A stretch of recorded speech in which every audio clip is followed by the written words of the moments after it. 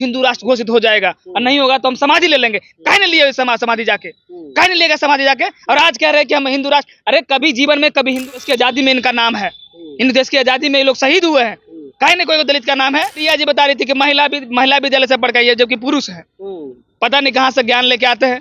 अभी बिहार को बता रहे हैं कि हिंदू राष्ट्र पहले हिंदू राष्ट्र की जनसंख्या मुट्ठी भर है और ये लोग इतने हैं, अभी कहीं ना कहीं ये हमारे ऊपर हावी होंगे क्योंकि सदियों से ये लोग हावी होते आए हुए। तो बता रहे हैं कि अब बिहार में लोग जो कह रहे हैं ना कि जातिवाद हो रहा है, ये सामाजिक न्याय की लड़ाई है, सबको भागीदारी की बात है और भागीदारी का समय आ गया है। अब चुनाव का भी समय आ गया है। प्रसाद यादव जी साफ तौर पे एक मंच से बोले थे, ये अगड़े बनाम पिछड़ों की लड़ाई है, ये संविधान बचाने की लड़ाई है।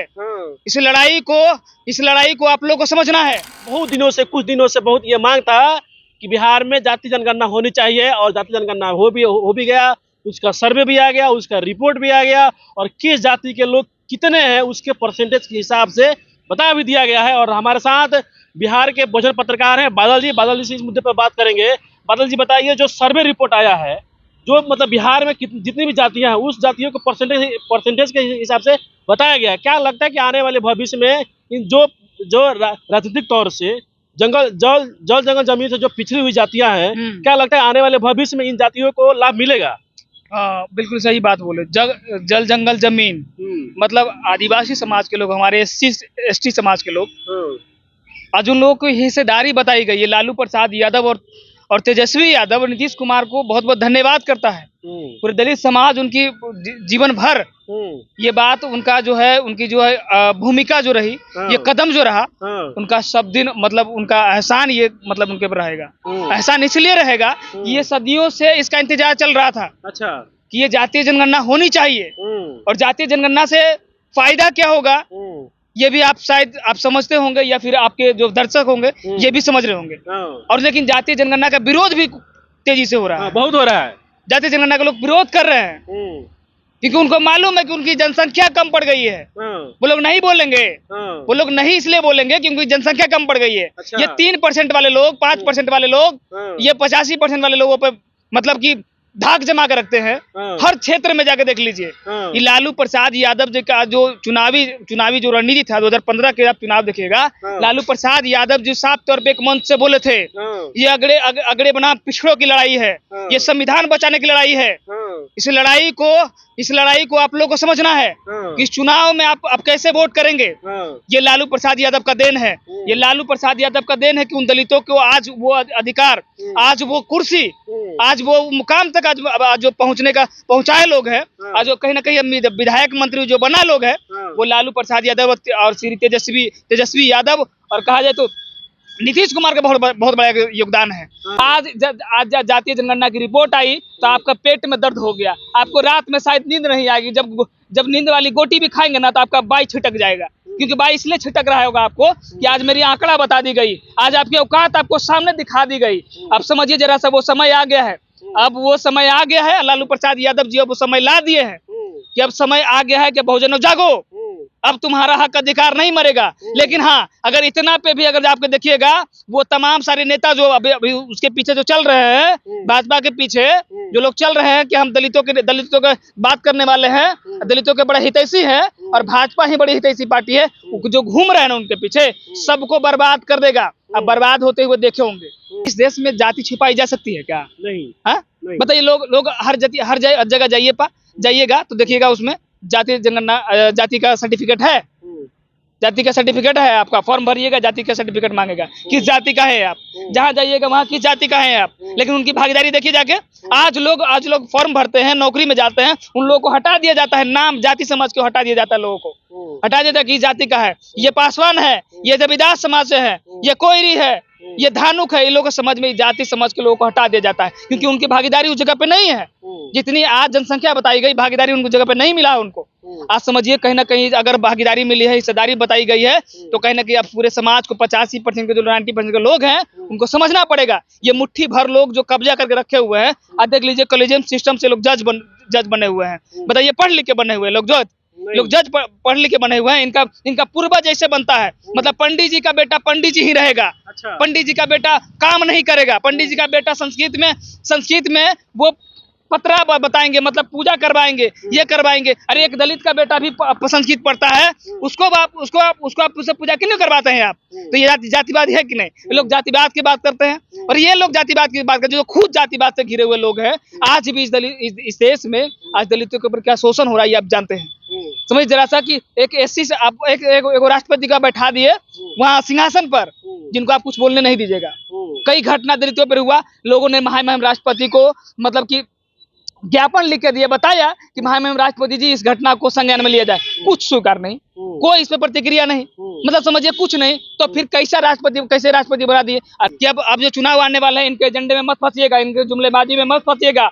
अब आपको समझना होगा कि जो आप समझिए जरा सा कि मुट्ठी भर लोग आज कितना किस जगह पे जितना आपकी हिस्सेदारी है। अब बताइए 14% बताइएगा यादवों की जनसंख्या बिहार में 5 पॉइंट समथिंग पासवानों की है, 5 पॉइंट समथिंग रविदासों की है। तो वह 100% में 5% 5 गो होना चाहिए कि नहीं होना चाहिए? 5 गो लोगों को होनी चाहिए, 14 लोग यादवों के होने चाहिए। है यादव?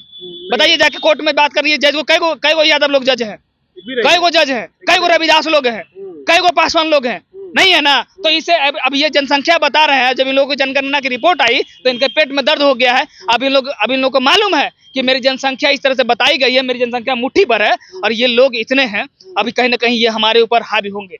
जब से इस देश में जाति जनगणना आया है, सर्वे आ गया, रिपोर्ट आ गया है, तो जितने भी स्वर्ण है, ब्राह्मण लोग हैं, इस जाति जनगणना का कुल का विरोध कर रहे हैं। कहा कि अब इस जाति में बांटा जा रहा है, बिहार को बर्बाद किया जा रहा है। हाँ तो वही तो कर रहे हैं। ये ब्राह्मण जाति कौन बनाया जी?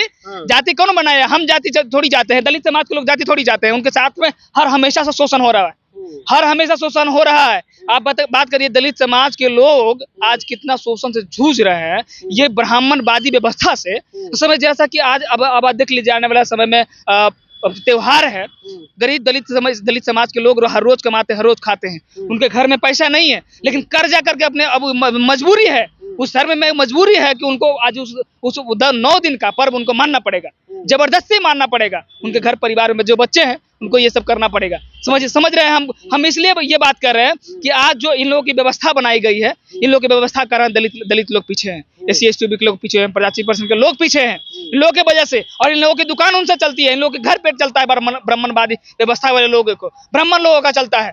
अब समझिए जरा सा। और ये लोग बात करते हैं कि ये अछूत है, ये दलित है। अरे भाई साहब आप बताइए कि आप जहाँ पूजा कराने जाते हैं, उनके घर में कभी खाना खाए हैं? आपको खाना खाने में, उनके पैसा लेने में आपको शर्म नहीं लगता है? लेकिन उनके घर में खा नहीं सकते हैं आप, ये हमको मालूम है। लेकिन आप इसलिए नहीं खाएंगे कि ये अछूत लोग हैं। अब सदियों से इनको अछूत समझे हैं, तो ये हिंदू हैं कहाँ से बताइए? तो ये सवाल है आपके पास, इसका जवाब है आपके पास? हाँ ये सवाल हो सकता है कि ये लोग अछूत है, लेकिन इसका जवाब है आपके पास? नहीं होगा जवाब, क्योंकि आपने सदियों से इनके ऊपर शोषण किया, अछूत समझा है। तो ये हिंदू हुए कैसे? ये दलित है और दलित ही रहेंगे। अब समझिए जरा सा। लेकिन इंसानियत बनने की बाबा साहब अम्बेडकर को लोग मानने वाले लोग हैं। बाबा साहब ने कहा था कि इस देश को समतामूलक समाज बनाना है और अंतरजातीय विवाह करनी है। समझिए जरा सा। अरे भाई साहब ये बताइए कि अब जनगणना की रिपोर्ट आई तो लोगों को परेशानी क्या हो रहा है? क्या परेशानी है भाई? आपको क्या दिक्कत हो रहा है? बीजेपी के विधायक है, वो कह रहे हैं कहा कि अब इस राज्य में जो सर्वे है वो रिपोर्ट आ गया है 82% का, तब इस राज्य को अब हिंदू घोषित कर देना चाहिए। बताइए तो ये ऐसे लोग कौन यूनिवर्सिटी से पढ़ के आए हैं? पूछेगा ही नहीं। बता रही थी एगो जदयू के प्रवक्ता है अनुप्रिया जी बता रही थी कि महिला विद्यालय से पढ़ के आई है, जबकि पुरुष है। पता नहीं कहाँ से ज्ञान लेके आते हैं। अभी बिहार को बता रहे हैं कि हिंदू राष्ट्र पहले हिंदू राष्ट्र घोषित करने में थे। एगो महंत जी बता रहे थे कि अगले 2023 में ना हिंदू राष्ट्र घोषित हो जाएगा, और नहीं होगा तो हम समाधि ले लेंगे। काहे नहीं लिए समाधि जाके? काहे नहीं लेगा समाधि जाके? और आज कह रहे हैं कि हम हिंदू राष्ट्र। अरे कभी जीवन में कभी हिंदू राष्ट्र नहीं बनने वाला। इस देश में हिंदू मुस्लिम सिख ईसाई सब लोग हैं। आपके बाप का देश है, आपके बाप का राज है। क्या आप कह देंगे कि बिहार को बना देंगे हम हिंदू राज बना देंगे, कभी देश को बना देंगे हिंदू राष्ट्र? तो इस बिहार में हिंदू मुस्लिम सिख ईसाई लोग नहीं है। ये हिंदुओं का देश है? नहीं, सबका देश है। तो फिर कैसे बनाएंगे? मुस्लिम कहाँ रखेंगे आप? ईसाई को कहाँ रखेंगे आप? पारसी को कहाँ रखेंगे आप? बौद्ध को कहाँ रखेंगे आप? कहाँ रखेंगे आप? आपका सिर्फ योगदान था देश की आजादी में, आपका योगदान था, सिर्फ ब्राह्मणों का योगदान था? किसी विशेष जाति का योगदान था जी? नहीं। तो फिर सबका योगदान था ना लड़ाई में। जब देश की आजादी में लड़ाई लड़ रहे थे तो सभी जाति सभी धर्मों का योगदान था। अब ये लोग वाहवाही करते हैं कि हमारे ही क्षत्रिय लोग लड़ाई लड़ने के लिए गए थे, देश आजाद हुआ था। तो क्या वहां पे किसी रविदास जाति के लोग नहीं थे? नहीं थे। पासवान समाज के लोग नहीं थे? हैं? बताइए, कोई एसटी समाज के लोग नहीं थे उस लड़ाई में लड़ने के लिए, देश को आजाद करने के लिए? आज बात कर लीजिए, जाइए देखिएगा गांव समाज में जाकर देखिएगा, पूर्व सैनिक में नाम जितना भी देखेगा सब लोग पगड़ी जाति के लोग हैं। स्वर्ण जाति के लोगों का नाम दिया गया कि ये पूर्व सैनिक, देश की आजादी में इनका नाम है, इन देश की आजादी में ये लोग शहीद हुए हैं। काहे ने कोई दलित का नाम है, काहे ने कोई एक ओबीसी का नाम है? ये लोग लड़ाई लड़ने के लिए नहीं गए थे देश की आजादी में, तो इन लोग को दिक्कत होगा। और ये लोग बात करते हैं कि हिंदू राष्ट्र बना देंगे, हिंदू राष्ट्र बना देंगे। जीवन में कभी हिंदू राष्ट्र बनने वाला नहीं है। देखिए, ये बहुजन पत्रकार बादल जी हैं। बादल जी से हमने इस मुद्दे पे बात किया है कि जो जाति सर्वे आया है, जो जनगणना आया है कि जाति के लोग कितने हैं, उसका रिपोर्ट आ गया है। जो दलित समाज, जो पिछड़े समाज के लोग, जो आर्थिक रूप से जो कमजोर है, जिनका संसाधन में कब्जा नहीं है, जो सदियों से उनको दबाया गया, उनके साथ शोषण किया गया, क्या आने वाले दिन में क्या इनको भागीदारी मिलेगा? क्या आर्थिक तौर से ये मजबूत होंगे? आप क्या सोचते हैं, जरूर अपना राय दीजिएगा। आप